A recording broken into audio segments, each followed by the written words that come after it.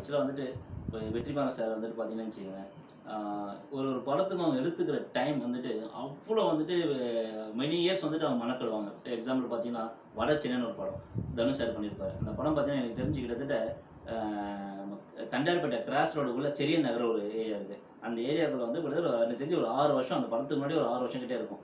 அப்போ வந்துட்டு அங்கே ஒரு மாதா செல்வன் இருக்கும். மாதா செல்வன் வந்து இப்படி கை கட்டி நின்றுட்டு பார்த்துட்டே இருந்தார். அங்கே அப்படியே பார்த்துட்டு ரொம்ப நேரம் வந்து அப்படியே பார்த்துட்டே இருந்தார்.